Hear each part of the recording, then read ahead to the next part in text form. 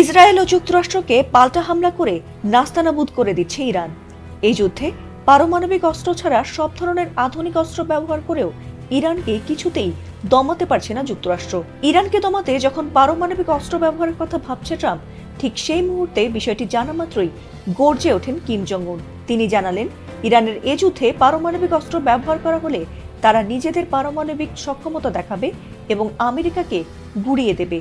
আর তার এই হুঙ্কারে অনেকটাই চাপের মুখে রয়েছে যুক্তরাষ্ট্র ও ইসরায়েল।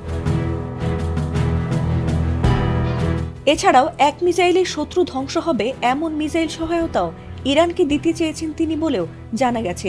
আর তাতে এবার ভয়ে পিছু হটছে দখলদার দেশ দুটি। সুর নরম করে বারবার চাইছে যুদ্ধবিরতি, তবে সেই যুদ্ধবিরতির প্রস্তাব নাকচ করে আরও বিধ্বংসী হামলার ঘোষণা দিয়েছে ইরান। যুদ্ধের এই কঠিন পরিস্থিতিতে এবার ট্রাম্পকে কড়া হুঁশিয়ারি দিল উত্তর কোরিয়া। আমেরিকাকে শান্তি বিনষ্টকারী হিসেবে আখ্যা দিয়ে উত্তর কোরিয়ার প্রভাবশালী নেতা কিম জং উনের বোন কিম ইয়ো জং জানিয়েছেন, শত্রুদের কখনোই উত্তর কোরিয়ার ধৈর্য, ইচ্ছাশক্তি আর সক্ষমতাকে পরীক্ষা করার চেষ্টাও করা উচিত নয়। আর যদি সেই চেষ্টা করা হয় তাহলে সেটি তাদের জন্য অকল্পনীয়ভাবে ভয়াবহ পরিণতি ডেকে আনতে পারে। কিমের বোনের এমন হুঁশিয়ারিতে চমকে উঠছেন অনেকেই। অনেকেরই প্রশ্ন, এমন কড়া হুঁশিয়ারি কি কেবল ইরানের পক্ষ নিয়েই বলা হয়েছে?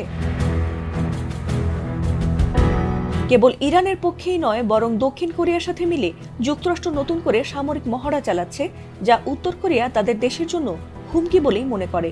তাছাড়া চলমান যুদ্ধের মধ্যেই ট্রাম্পের দক্ষিণ কোরিয়ার সাথে মিলে এমন মহড়া দিতে চাওয়াটা কেবল নিজেদের জন্যই নয়, বরং বন্ধুদেশ ইরানের বিরুদ্ধে ব্যবহার করা হতে পারে বলে আশঙ্কা করছে উত্তর কোরিয়া। আর তাতেই গর্জে ওঠেন কিম। সোমবার থেকে শুরু হওয়া 10 দিনব্যাপী যুক্তরাষ্ট্র ও দক্ষিণ কোরিয়ার এই সামরিক মহড়াকে যদিও ট্রাম্প শান্তিপূর্ণ বলে দাবি করছে, তবে ইরানের যুদ্ধ লাগানোয় এবার এই মহড়াকে নিজের দেশের হামলার উস্কানি বলেও মনে করছে উত্তর কোরিয়া। এছাড়াও যুক্তরাষ্ট্র ও দক্ষিণ কোরিয়া ঠিক কী উদ্দেশ্যে এবং কতটা গভীরভাবে তাদের নিরাপত্তা লঙ্ঘন করছে, পিয়ংইয়ং তা নিবিড়ভাবে পর্যবেক্ষণ করছে বলেও জানিয়েছেন কিম। ফাতিমা সুলতানা, এটিএন বাংলা।